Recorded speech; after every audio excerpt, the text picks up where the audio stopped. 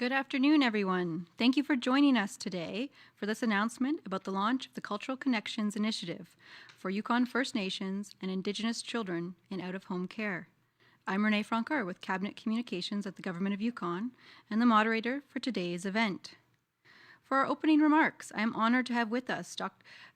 Brendan Hanley, Member of Parliament for the Yukon, Canada's Minister of Indigenous Services, Patty Hajdu, and the Yukon's Minister of Health and Social Services, Tracy Ann McPhee, and Grand Chief Peter Johnston of the Council of Yukon First Nations. Our opening remarks will be followed by a screening of a short video produced by the Council of the Yukon First Nations. The video will be followed by a question-and-answer session for media. I would now like to introduce Brendan Hanley, Member of Parliament for the Yukon. Thank you, Renee. Good afternoon, everyone. Bonjour tout le monde. Minister Hajdu, Minister McPhee, Grand Chief, invited guests and media. As Yukon's Member of Parliament, I'm pleased to have the opportunity to be here for this announcement today. And I'm joining you from my office, from my home office, actually, in Whitehorse, located in the traditional territory of the Kwanlandan First Nation and the Ta'an Kochan Council. Today, we're talking about home, and home as more than a physical place, but something, an idea molded by culture and community and family, and where the heart and the mind should feel safe and secure. And home is important to all of us. It's critical in the health and the emotional and mental and spiritual well-being of our children. So the Cultural Connection Project being announced today is another step forward on the journey to reconciliation in a real partnership between Yukon First Nations, Yukon Government, the Government of Canada, and it will ensure the provision of culturally appropriate and community-led supports for Indigenous children in care. It's been a long time coming, too long for far too many, and after a long journey, I'm really pleased to see it become a reality. And today, I'm especially pleased to join in the announcement that will help Indigenous children in care in Yukon find home. So without further ado, I'd like to introduce my friend and parliamentary colleague, the Honourable Patty Hajdu, Minister of Indigenous Services, Minister responsible for the Federal Economic Development Agency for Northern Ontario, to make the announcement. So Minister Hajdu, over to you. Thank you very much, Brendan, and it's been such a joy to get to know you. As an elected official, to Minister McPhee, hello, and to Grand Chief, I hope to be able to visit you soon so that we can get to know each other in person. I'm speaking to you today. I'm on the traditional and unceded territory of the Algonquin, but I'm also from the Robinson Superior Treaty area, the homeland of the Fort William First Nation in Thunder Bay, Ontario, and I'll be heading home there soon. I'm really pleased to be with you, even if it does have to be virtual, to jointly announce the Cultural Connections Project for Yukon First Nations and Indigenous children who are in out-of-home care. And it's such an important initiative. You know, when I think about the heart loneliness of children that are not with their families and how that can shape and follow us as a form of trauma all our lives. This work is critical. It's critical to the healing, but it's also critical to the support of those children and, of course, their families and communities who have suffered tremendously. It's so important for children to stay connected to the people of their own home communities, to their own cultures, and in some cases to their own languages. And it's remarkable that this project is about working together, about coming together to make such an important program a reality. So I'm very grateful to the Yukon First Nations, to the Council of Yukon First Nations and the Government of Yukon for your unwavering commitment and your dedication to ensuring that children and families are healthy and whole and can really hold on to what makes them who they are. It's your hard work that has made today's announcement possible.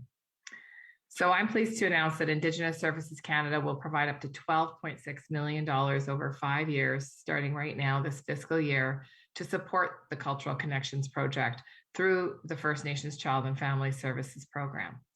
In addition to supporting Yukon First Nations to determine the care of their children and those deeply important connections to culture, this project will also support a number of key government commitments and objectives. On December 31st of last year, agreements in principle were reached with First Nations parties on a global resolution related to compensation for harm caused by discriminatory underfunding of First Nations child and family services. And the agreement in principle also has a significant financial and practical commitment to reform the First Nations Child and Family Services Program. We have to be vigilant and make sure that no child faces discrimination again. While the Cultural Connections project is not directly linked to these agreements, it's very much in line of the vision of the people that fought so hard to get Canada to do the right thing. It supports the long-term reform of child and family services for First Nations in the Yukon. In addition, the Cultural Connections project supports the intent and direction of the Federal Act respecting First Nations, Inuit, Métis children, youth, and families. This act affirms the inherent right of First Nations, Inuit, and Métis people to exercise jurisdiction in how children and families are cared for.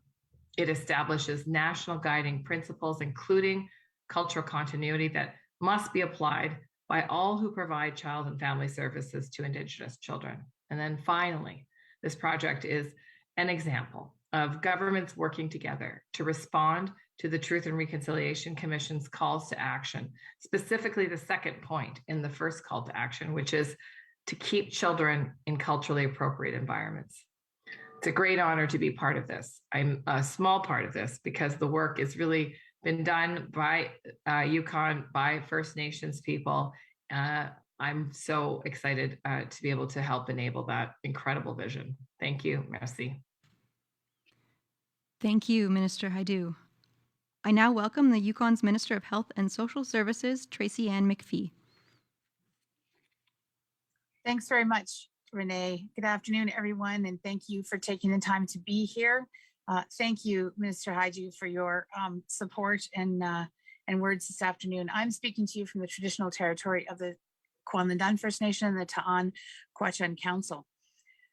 Thank you to the Government of Canada for funding this extremely important initiative. It's truly an exciting day. The Cultural Connections Project is a true partnership and collaboration between Yukon First Nations, the Government of Canada, and the Government of Yukon. It is a key component in the ongoing shift in Yukon's child welfare practice and philosophy. This initiative builds on the work of our government and that we have committed to, and aligns with key priorities of the Yukon Trilateral Table on the Well-Being of Yukon First Nations Children and Families, which was established back in 2018. Then in 2019, the Council of Yukon First Nations and the Government of Yukon began our partnership on the Honoring Connections initiative. The goal of Honoring Connections was and is to give children and youth currently in care an opportunity to remain connected to their family, their community, and their culture. It almost goes without saying how important such connections are to the growth and the confidence of healthy and happy children and the adults they become and the leaders that they become. But it must be said, we have also worked extensively together embracing the children of yesterday, today, and tomorrow, the 5-year review of the Child and Family Services Act here in the territory. This review was conducted in 2019 and beyond by the Child and Family Services Act Advisory Committee, which emphasized the importance of preserving the cultural identity of children who are in the care of family and children's services. Our work together is a central component of our commitment to reconciliation and to the Truth and Reconciliation Commission's calls to action to address the overrepresentation of First Nation children, Inuit children, and Métis children involved in the child welfare system. It recommended that each child in our care have plans in place to ensure the Cultural Connections program recommended that each child in our care have plans in place to ensure that their community connection and cultural identity are preserved and encouraged and permitted to flourish. to foster their sense of belonging. Today, we continue and we move forward together. The Cultural Connections Project supports the growing participation of Yukon First Nations in the delivery of child and family services to their communities. At the core of our collaborative work is ensuring that all children have the right to be healthy, emotionally, physically, and spiritually safe, and to feel loved and valued and respected in their culture, no matter where they live. Part of Cultural Connections will require the development of individualized cultural plans for all children in the care of the Director of Family and Children's Services. I'd like to note that these cultural plans will be mandatory. They must be in place for every First Nations child that is in care. This new funding will provide opportunities for children to participate in traditional activities that are centered on Yukon First Nations culture and led by expert cultural facilitators, experts in the community, experts connected to language or play or traditional teachings. These cultural plans will be developed by Yukon First Nations for their own children. Once again, I'd like to thank Minister Haiju, Indigenous Services Canada, and the Government of Canada for the financial support and for their shared commitment to improving the lives and experiences of First Nations children and youth. Our work together has the common goals of keeping children connected to their families, their communities, and their cultures. It is work that must be done. It is work that will benefit children and our future. And it is work that is supported by the Council of Yukon First Nations and our partnership there, and how important all of the work together that we do will be to the lives of children and youth. Thank you so much, Masi Gudashish. Thank you, Minister McPhee. I'm happy to now introduce Council of Yukon First Nations Grand Chief Peter Johnson for remarks.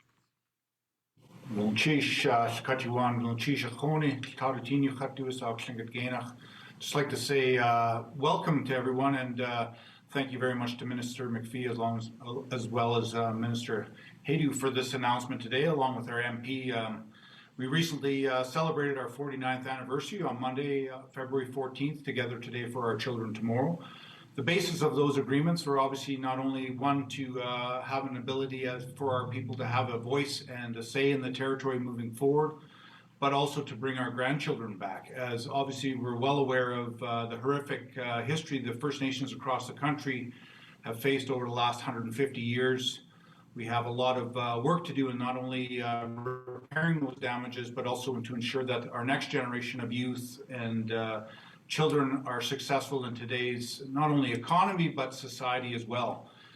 Receiving this funding commitment has been very substantial, not only in the opportunity for us now to do the heavy work as the Minister has brought forward, but also to have an ability to dream and to have an ability to forecast what we'd like to see, not only our youth and our, the families achieve here, but also to have the ability now to incorporate our cultural knowledge, ways of doing, our language, and of course having community members be a very significant piece to ensuring that our children have every opportunity, not only for knowledge, but for that engagement as well, because engagement, obviously when you're caught in those realities in foster care, is very important, not only to see yourself in your environment, but also to see yourself amongst your people. I think it's very significant also that we as Yukon First Nations have the ability to plan, as mentioned, to provide that content, because it is our way, whether it's spoken in Tlingit or Northern Shoshone, Southern Shoshone, or Kochan, regardless of what nation we have, our ways of doing things that we not only cherish, but we put at the forefront always when we talk about our next generation. And it's great to see that we look at our next generation as an investment. They're equally as important as our knowledge keepers and elders, because these will be the ones that will be leading and taking their rightful place after we're well moved on to the next portion of our living and in our lifestyle. So if we look at our children as an investment rather than as a line item, we're always going to have that opportunity, like I said, not only to project their success, but to also ensure that their success is at the forefront of everything that we do. Such an honor to have we as a council here evolve in regards to not only our mandate, but also to ensure that our children are being at the forefront, as I mentioned, in our priorities. So with that today, I'm so excited about this announcement. I appreciate the partnership from the federal level and the territorial level, but equally as important, the partnership with our communities, because it'll be their success as well at the end of the day when we start to embark. And when we look back a generation later, we'll be thankful for not only like I said, the investment in these children, but the investment in our society as well. So with that, Chish, and thank you so much for this opportunity. Chish. Thank you, Grand Chief Johnston. We'll now screen a short video about the Cultural Connections Initiative produced by the Council of Yukon First Nations Family Preservation Services.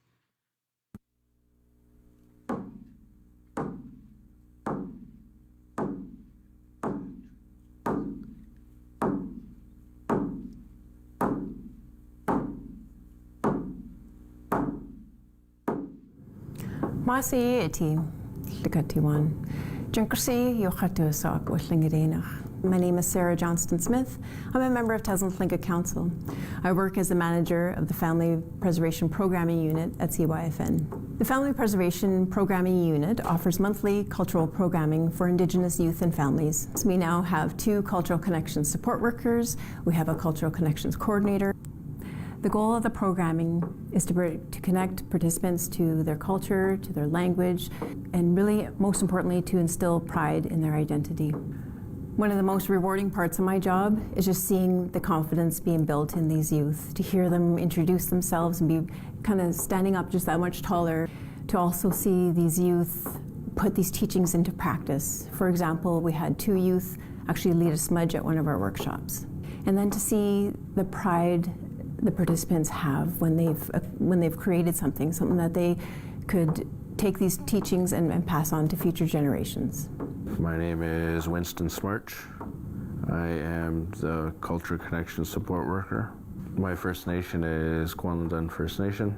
We do a lot of cultural and on-the-land programming. The most rewarding part about this job is being able to go out on the land and teach a lot of traditional knowledge to the youth that don't get to do this every day.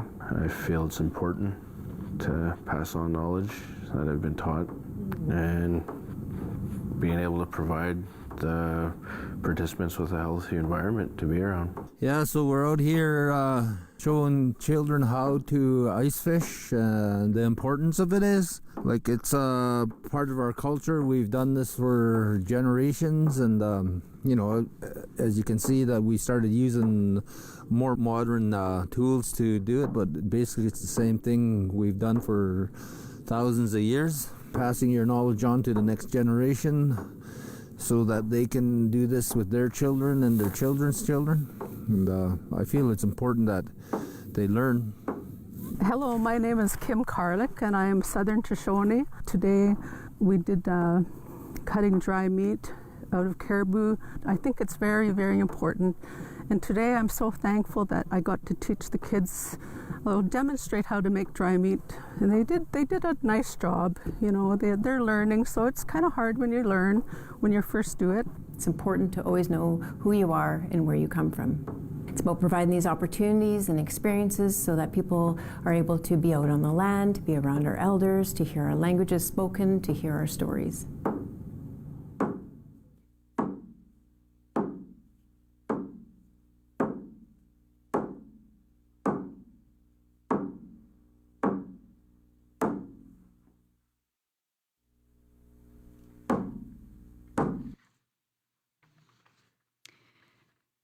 Thank you to the Council of Yukon First Nations for sharing that beautiful video today. And thank you to all of our speakers. We will now move on to the question and answer session with media.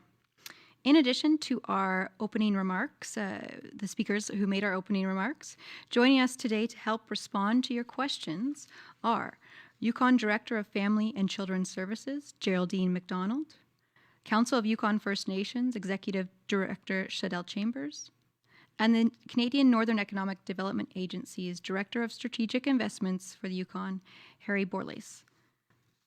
A reminder to reporters, please identify which speaker you would like to answer your question before you start. It's very helpful when we are all on Zoom. And please remember to mute and unmute yourselves. We will first go to the reporters on the line. John Kennedy at CKRW. Hi, I'm not certain who this question goes to. I'm thinking it could be Minister Haidu or MP Hanley. Where is the funding coming from on a federal level here, and how much is that specifically? I can take that question. Thank you very much for the question. The money is coming from the Department of Indigenous Services Canada. And I will just get you the exact amount here. I don't want to make a mistake. It is $12.6 million that will be spent over 5 years, starting now in this fiscal year. Thank you. John, do you have a second question? I do. And again, I'm not certain who this should go towards. It just whoever feels they have the best answer. I'm curious as to how that 12.6 million is going to be broken up and spent when it comes to programming and supplies required for this connections project. I can take the first stab at that. So thank you for the question. The majority of the funding will be going directly to Yukon First Nations to support programming and the development of cultural connections planning. Depending on the number of children in care from which community, it's based on figures based on the number of children in care. In addition, Jerry can probably speak, the Yukon government will also be receiving a smaller portion of the funding to support direct costs for implementation of cultural connections planning.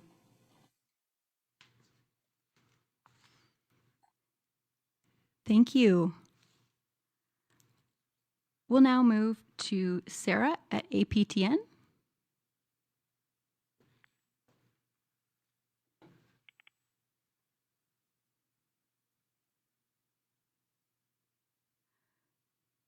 Trying one more time. Sarah at APTN.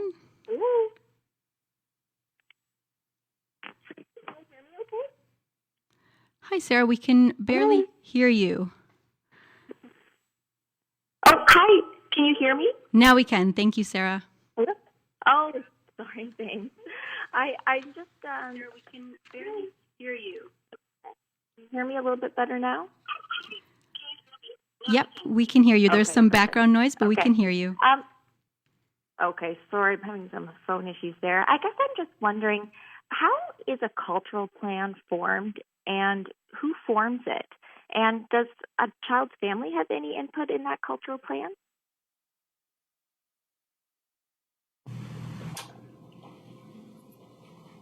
Okay, I'll go, Jerry. So the way this will be implemented is working very closely with Family and Children's Services. Children will be identified who are being required and mandated to develop the cultural plan.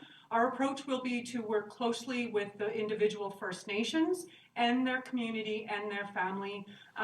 Obviously, each circumstance is dependent on a number of factors. However, we recognize the importance of Yukon First Nations leading this process, working with both family and community. And so Yukon First Nations will take a leadership role in the development of this. The Council of Yukon First Nations role is to help support and facilitate these conversations and the development of the plans, if and when Yukon First Nations would like CYFN to help support. Thank you. Sarah, do you have a follow-up question? No, that's my only question. Thank you so much. Thank you. We will now move to Tim at the Whitehorse Star. Yes, good afternoon. Can you hear me? We can. Thank you, Tim. Okay. I'm not entirely sure which of the participants could answer probably either one of my questions. The first one is I'm wondering, does anybody have a number of how many children are being kept in out-of-home care at the moment? I can provide that clarification. So presently within Yukon, we have 84 children who are being supported in out-of-home care at this point, and 90% approximately are Indigenous children. Thank you. Tim, do you have a second question?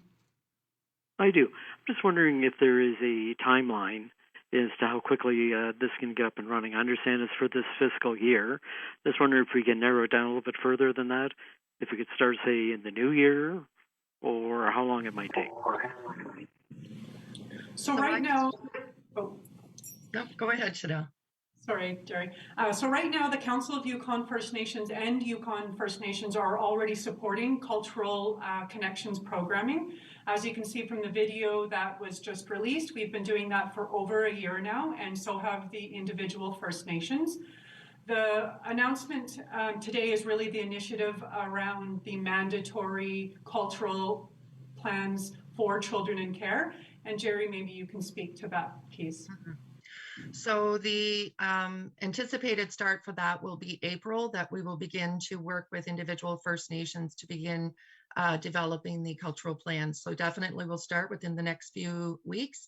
And certainly the goal would be that each child will have that cultural plan completed within the next few months going forward, so that the activities and engagement is moving forward. Thank you. So maybe I can just add further to that. As part of this piece is there's a mandatory review process as well. Review of cultural plans, I believe it's twice a year, every 6 months, to make sure that the plan is being implemented. So it is an ongoing process. It's not just you develop the plan once. There is review and opportunities to collaborate and ensure cultural connections are being met, and that the outcomes for children to stay connected to their community, family, and culture are met.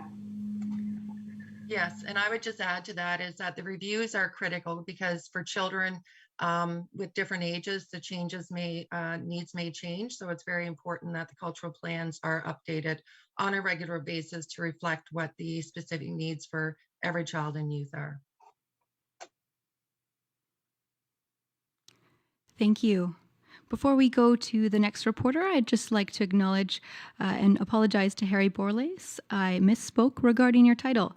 Harry is the Federal Director of Strategic Initiatives for the Yukon region. My apologies, Harry, and thank you. We will now move to Stephanie at Yukon News. Hi. I was hoping someone could give me sort of some examples of what kind of programming might be in a child's plan. Yes, so Stephanie, great question. Right now we are committed to ensuring that children who are in the director's care have access to group programming. So as I noted, we at the Council of Yukon First Nations have developed our Family Preservation Services Department that has been offering cultural connecting programming. So we've did things like drum making, cultural camps out on the land. From the video, you can see we have done things like ice fishing, spending time with elders, dry meat making.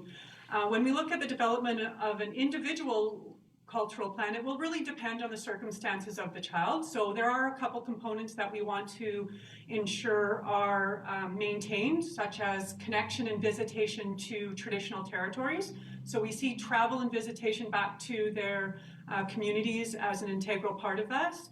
We see exposure to land-based activities and language programming, and then opportunities to do all sorts of educational and land-based cultural teaching. So again, it will really depend on the age of the children, what communities they come from.